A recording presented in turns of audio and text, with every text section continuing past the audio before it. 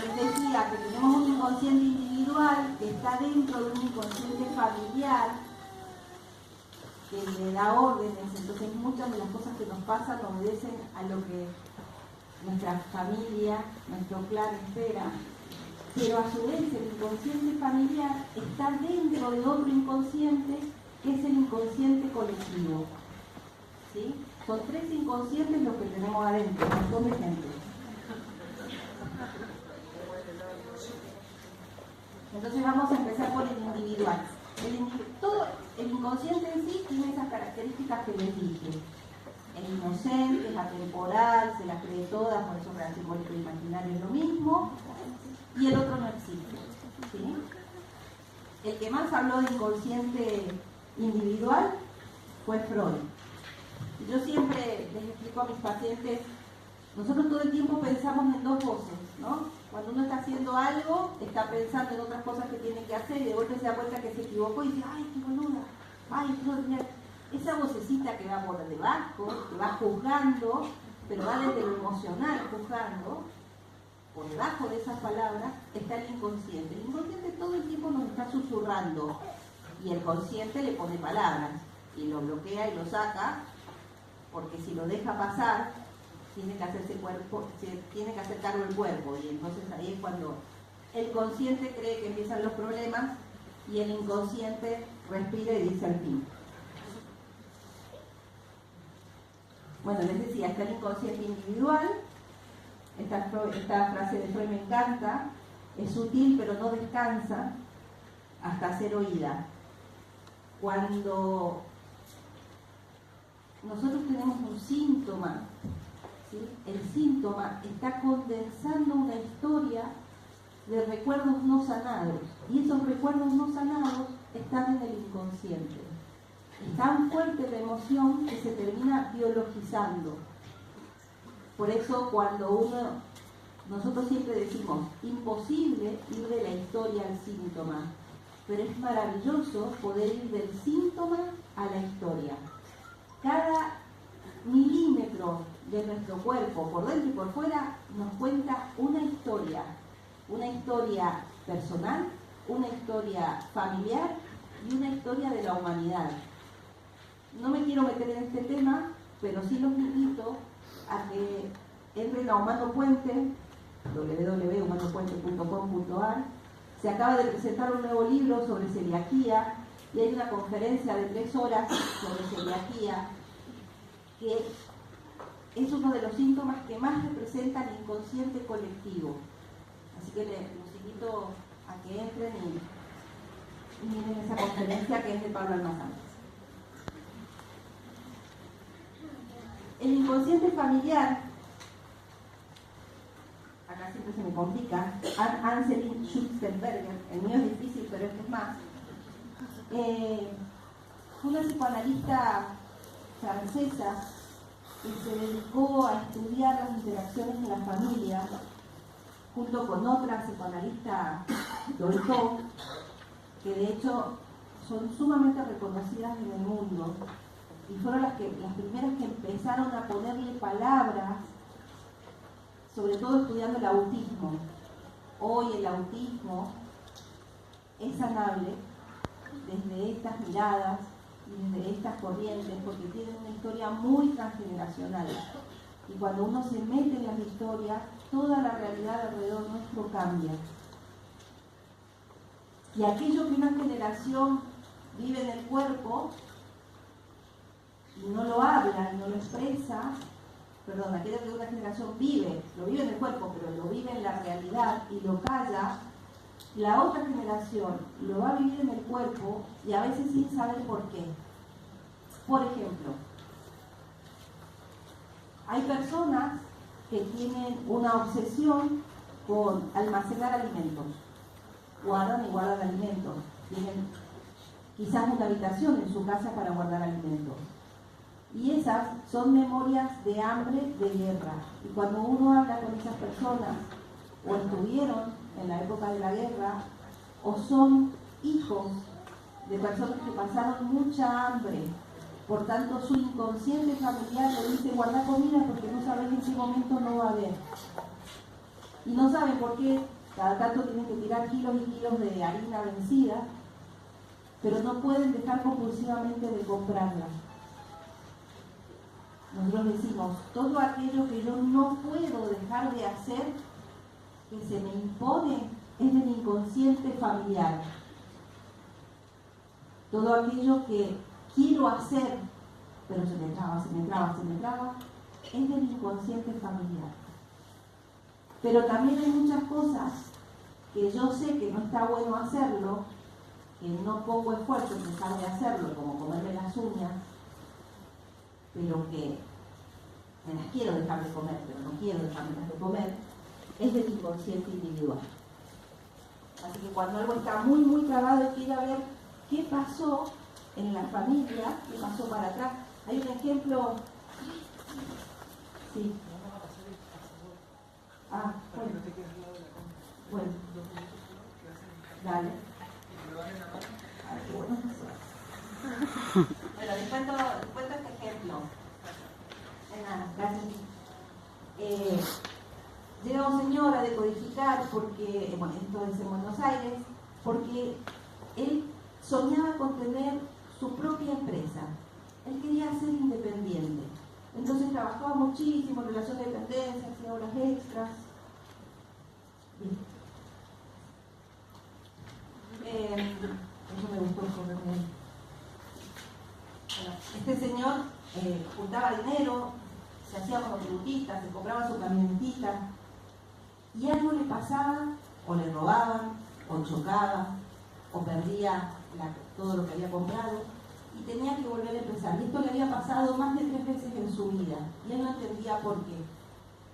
Y la historia que había detrás de ese síntoma, porque todo lo que no nos hace felices o plenos, para nosotros es un síntoma, es que antes de que él naciera, su abuelo era fanático de Independiente, y había ido a la cancha, y en la cancha se había muerto. Y eso había sido sumamente trágico para la familia, porque era un hombre joven, porque había ido a disfrutar de su pasión, y nunca regresó a casa. Entonces su nieto llevaba toda esa memoria, su inconsciente le decía, Independiente ni en pedo. O sea, no, está perdido, porque si sos independiente no volvés. ¿Sí? Entonces él luchaba y luchaba con algo que él consideraba que era su deseo, pero el inconsciente lo estaba protegiendo de esa memoria. ¿Me gusta que le cuente historias así? Sí. No, es buena, porque el señor igual se murió. Lo bueno es lo que la familia aprendió de eso. Otro caso, una chica, me hago cortito. El caso de una chica que su nombre es Mariana, y ella es hija de españoles, y tiene 2 hermanas, una viviendo en México y otra viviendo en Francia. Y ella jamás había podido salir de la Argentina.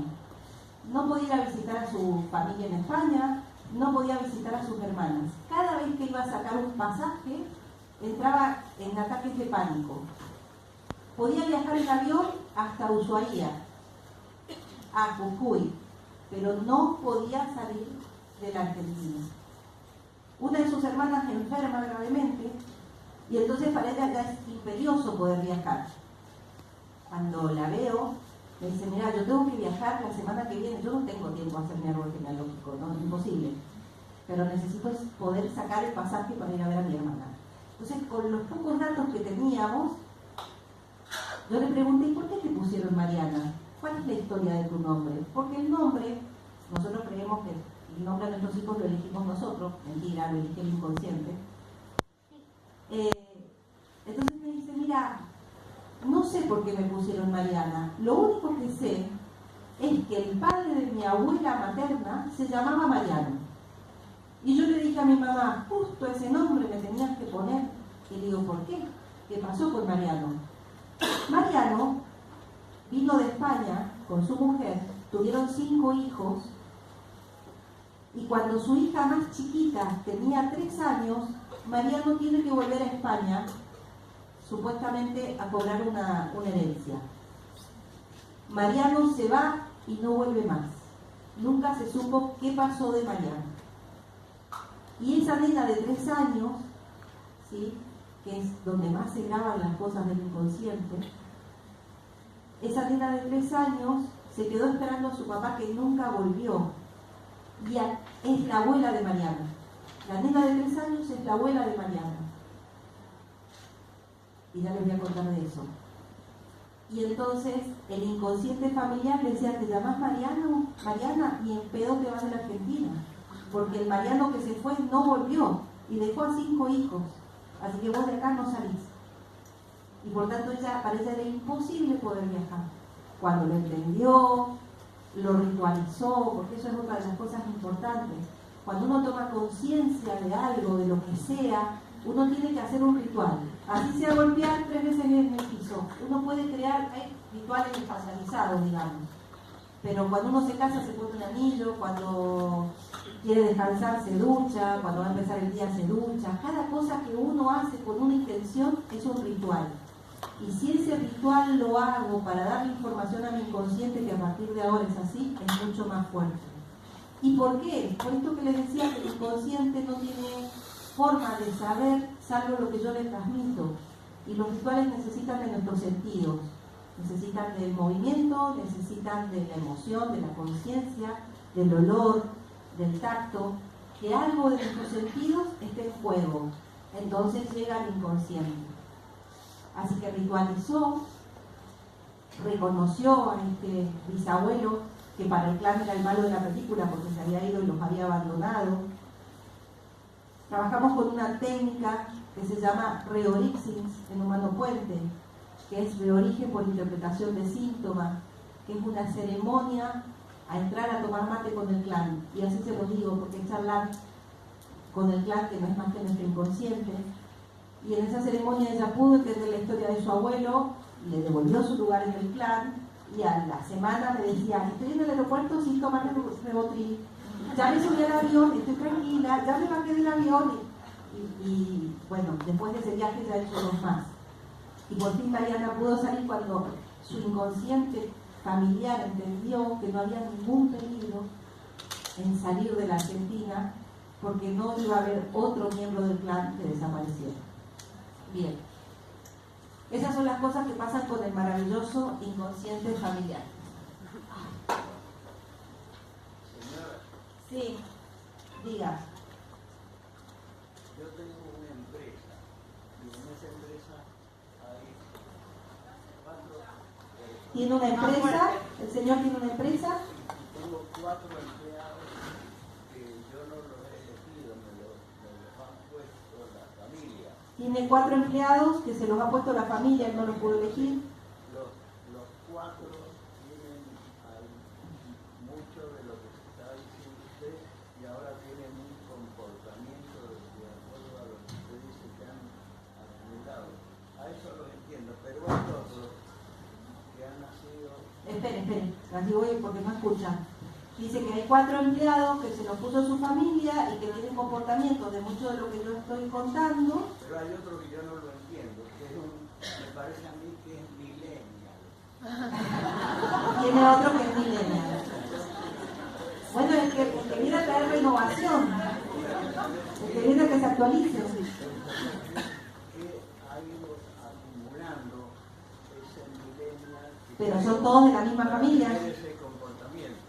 ¿Son todos de la misma familia? A ver, enseguida le digo, porque tendría que pensarlo, yo soy muy mayor.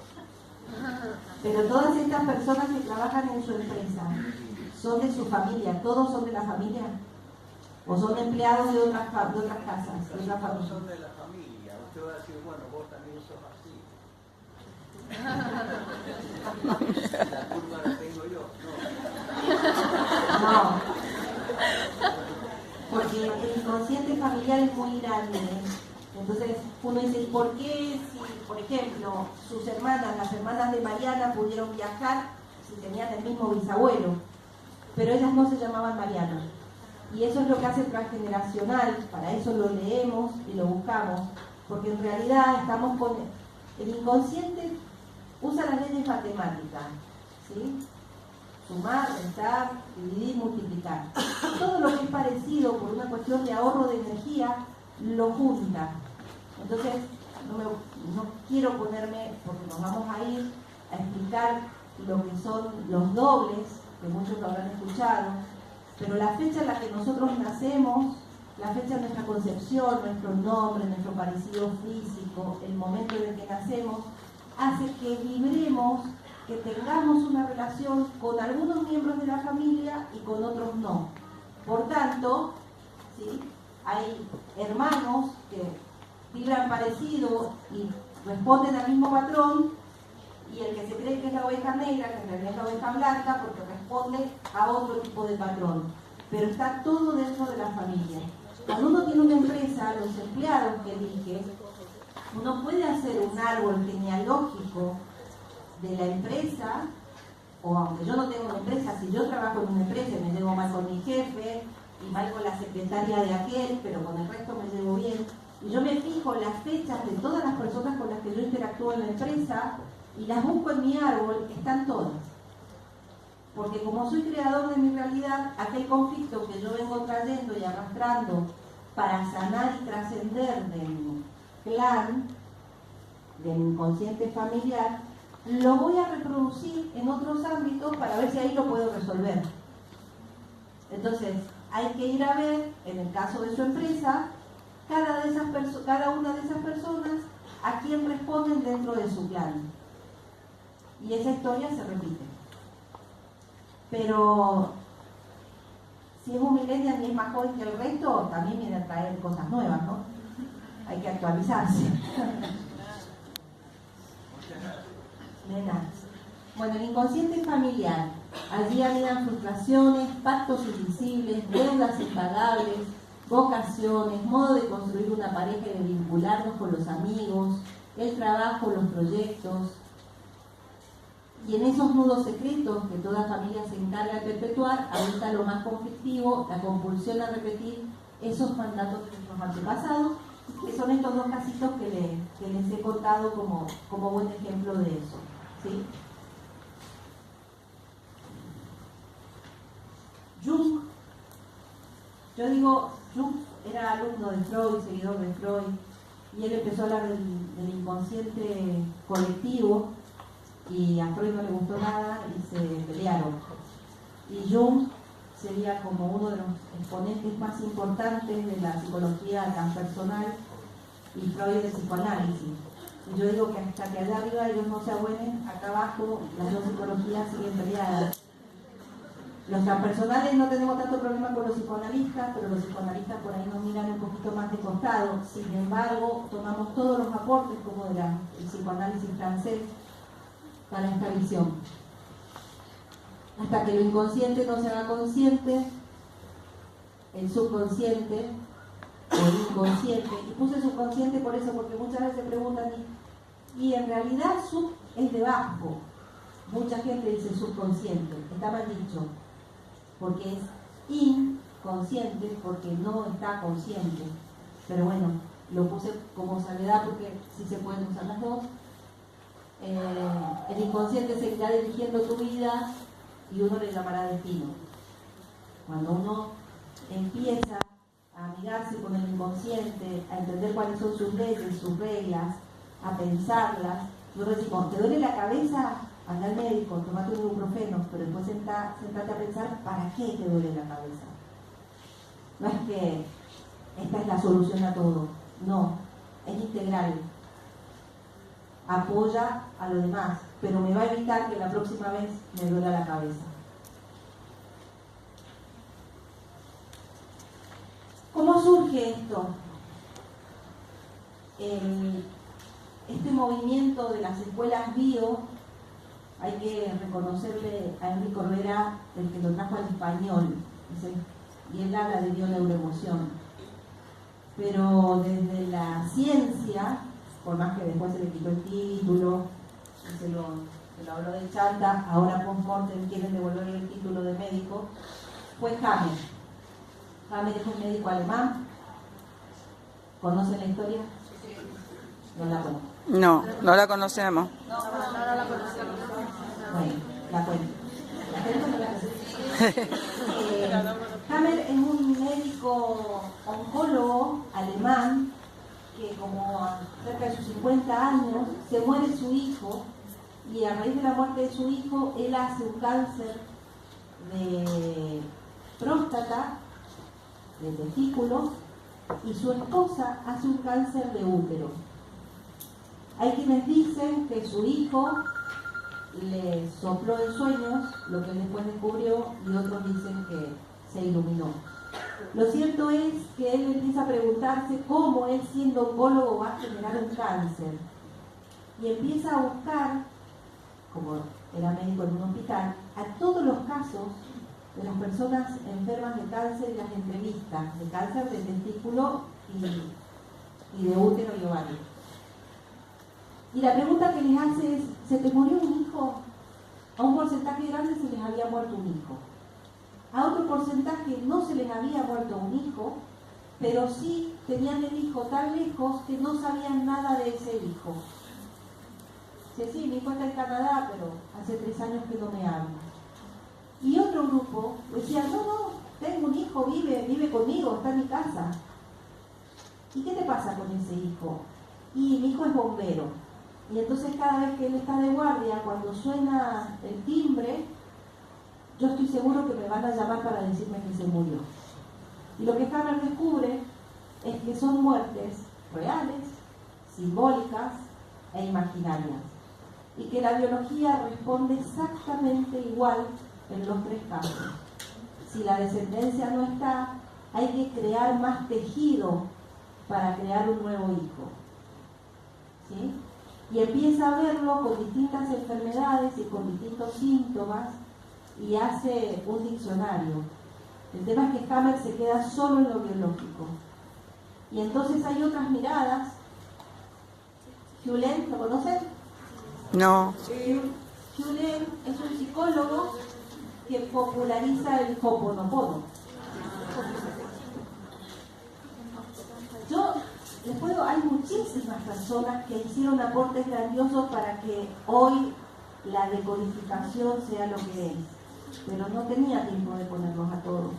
Así que puse así como uno de cada palo.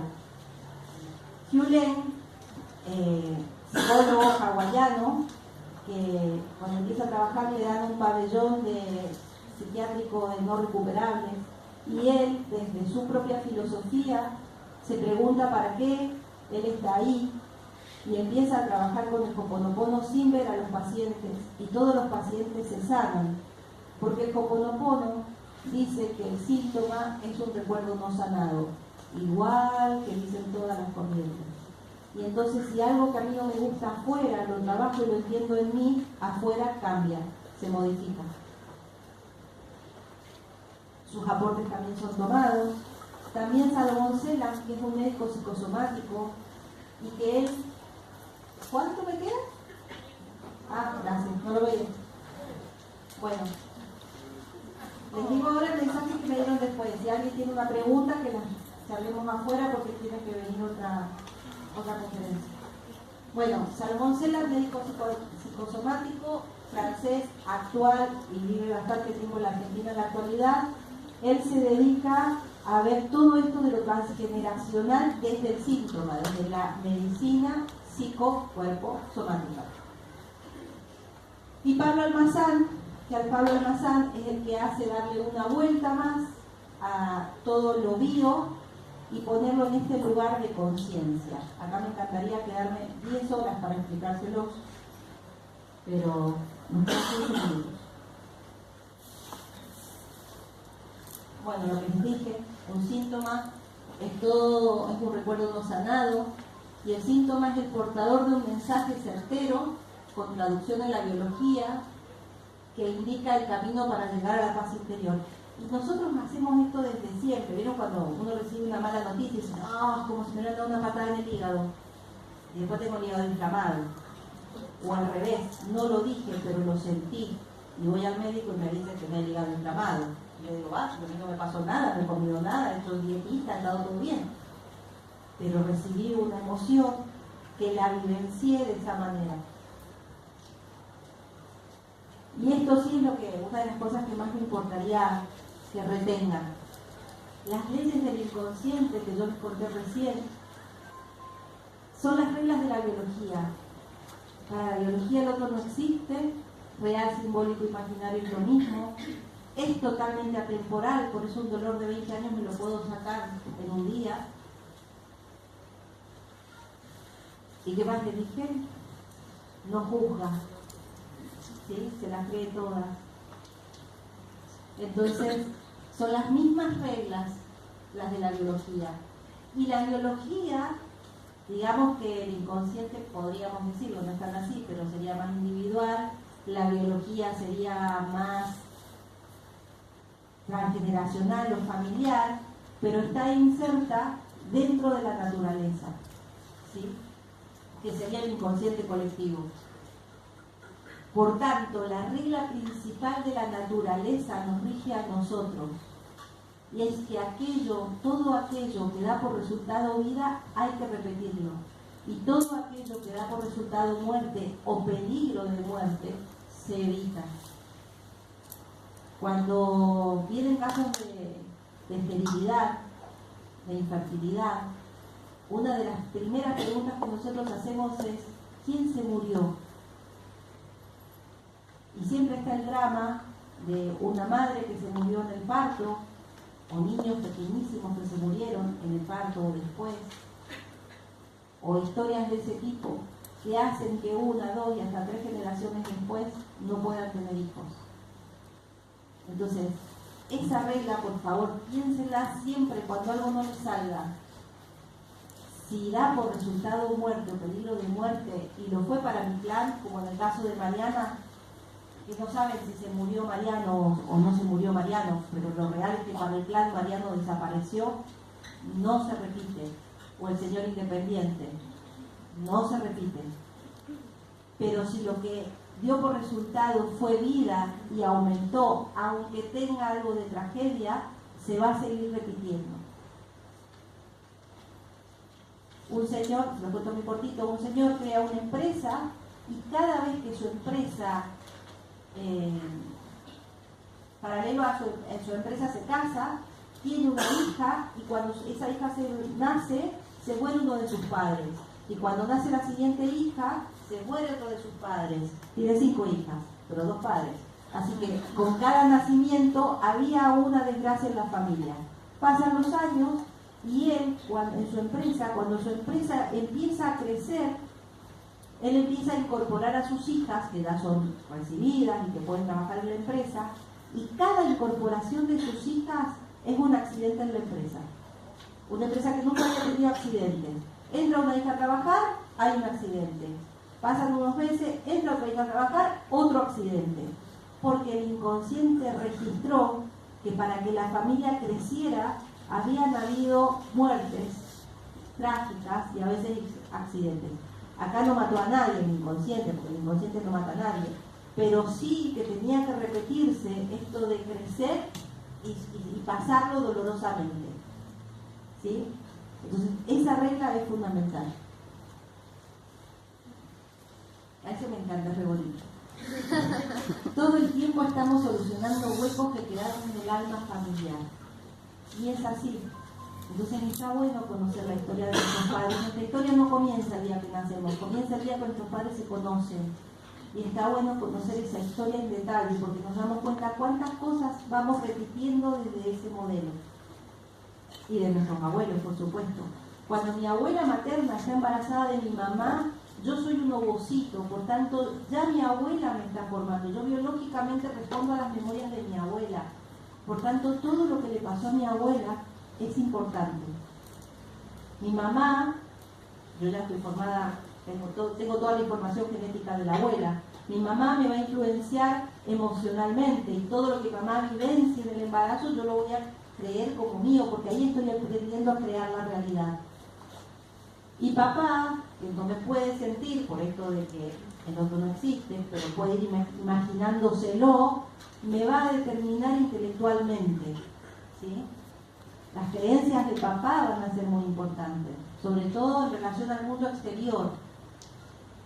Entonces, estos 3 personajes, conocerlos y no juzgarlos es sumamente importante, porque mientras más juzgo, más estoy respondiendo a programas de los que quiero escaparme.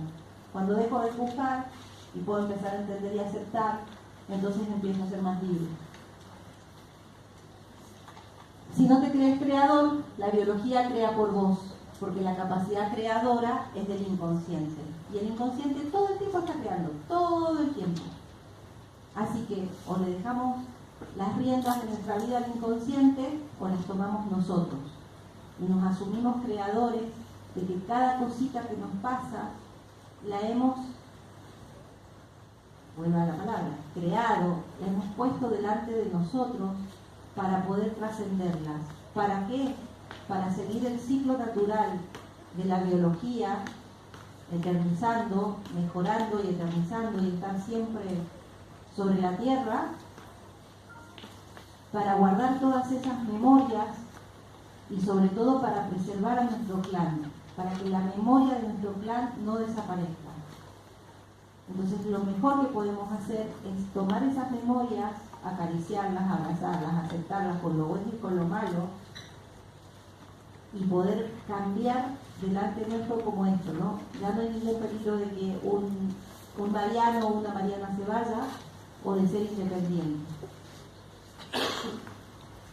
Y para terminar, es poder cambiar adentro nuestro. Cuando alguien dice incurable, es mala palabra, creemos que vamos a estar condicionados toda la vida, pero a nosotros en Humano Puente nos gusta decir que es curable desde adentro.